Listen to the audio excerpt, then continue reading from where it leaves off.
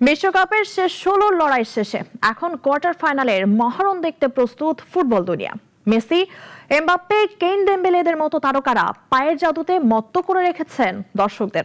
অভিজ্ঞ তারকাদের পাশে নতুন কয়েকজন উঠতি ফুটবলার দিচ্ছেন ভবিষ্যতে তারকা হয়ে ওঠার বার্তা। ফিফার ইয়াং ফুটবলার অ্যাওয়ার্ডের জন্য শীর্ষ দাবিদারদের নিয়ে বিস্তারিত থাকছে প্রতিবেদনে।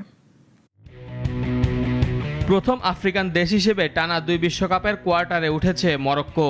আটলাস লায়নরা এবার খেলছে দুর্দান্ত, যেখানে মাঝমাঠে তাদের চলমান রাখার ইঞ্জিন ফ্রান্সে জন্ম নেয়া ১৮ বছর বয়সী মিডফিল্ডার আইয়ুব বুয়াদ্দি।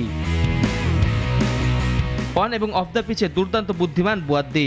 মাঠের বাইরের জীবনেও দারুণ। ফ্রান্সের ক্লাব লিলে খেলা এই মিডফিল্ডার ১৫ বছর বয়সে জিতেছেন পাবলিক স্পিকিং প্রতিযোগিতা। ১৬ বছরে ব্যাচেলর সম্পন্ন করে এখন গণিতে উচ্চতর ডিগ্রি পেতে পড়াশোনা চালিয়ে যাচ্ছেন। ফ্রান্স দলে এমনিতেই তারকার মেলা, তবে এমবাপ্পে অলিসের সেই আলোর মাঝেই নিজেকে আলাদা করে চেনাচ্ছেন ডিজায়ার ডুয়ে। পিএসজির এই উঠতি তারকা ক্লাবের হয়ে জিতেছেন লিগ 1 শিরোপা। এছাড়া টুর্নামেন্টের সেরা উঠতি ফুটবলারের খেতাবও তার। চলতি বিশ্বকাপে ফ্রান্সের ৫ ম্যাচের মাঝে ৪টিতে সুযোগ পেয়েছেন ডিজায়ার। এর মাঝে প্যারাগুয়ের বিপক্ষে পেনাল্টি থেকে এমবাপ্পের জয়সূচক গোলটার পেছনেও অবদান এই ফুটবলারের, কেননা সেই পেনাল্টিটি আদায় করেছিলেন ডুয়ে। নিকো ওরেইলি চলতি বিশ্বকাপে ইংল্যান্ডের জেতা প্রতিটি ম্যাচেই একাদশে ছিলেন। ডিফেন্সে কোচ টুখেলের পছন্দে আছেন এই সেন্টার ব্যাক। বিশ্বকাপে সর্বোচ্চ সফল ট্যাকল করা সেরা ৩ ডিফেন্ডারের একজনও এই ২১ বছর বয়সী ব্রিটিশ।